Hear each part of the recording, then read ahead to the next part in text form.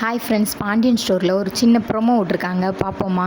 வாங்க பார்க்கலாம் என்ன நடக்குதுன்னு. என்னென்னு பார்த்தீங்கன்னா, கோமதி எப்படியோ கிருகிருன்னு கீழே விழுந்துருவாங்க. அதை கவனிக்காமல் இவர் போயிடுவார். அந்த பிரச்சனைன்னு தான் நான் நினைக்கிறேன். அதுவாக என்னன்னு தெரியலை. இதை விட்டனாலும் நான் அதோட கோர்த்து தான் உங்களுக்கு நான் சொல்லிக்கிட்டு இருக்கேன். எனக்கு தெரிஞ்சு அதாக தான் இருக்கும். அவங்க விழுந்தனால இவர் கண்டுக்காமல் போனதுக்கப்புறம் பிள்ளைங்கள்லாம் பார்த்து இவங்களை ஆஸ்பத்திரியில் சேர்த்துருக்கும்னு நினைக்கிறேன்.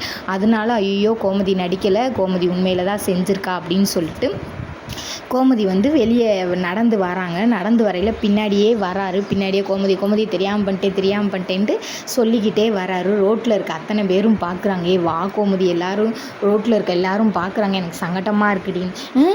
அப்போ தெரியலையோ உனக்கு, இப்போ மட்டும் உனக்கு கோமதி தெரியுதோ அப்படின்னு சொல்லி அவங்க சொல்கிறாங்க. சொல்லிக்கிட்டு இருக்கையிலே கோமதி இவ்வளோ தூரம் டயர்டாக நடந்துட்ட, வா ஒரு இளநீ வாங்கி தரேன், இளநியை வாச்சும் குடி கோமதி அப்படின்றாங்க.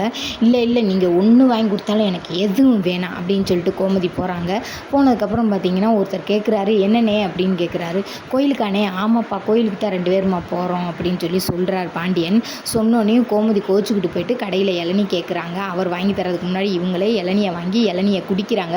குடிச்சிக்கிட்டு இருக்கையிலே பார்த்தீங்கன்னா தண்ணியே இல்லை, எல்லாம் ஒன்றைய மாதிரியே இருக்குது அப்படின்னு சொல்லி குடிச்சிட்டு இளநீ கூட தூக்கி எறிகிறாங்க. தூக்கி எறிஞ்சிட்டு திரும்ப நடக்க ஆரம்பிக்கிறாங்க. நடந்து கோயிலுக்கு போகிறக்காண்டி போய்கிட்டு இருக்காங்க.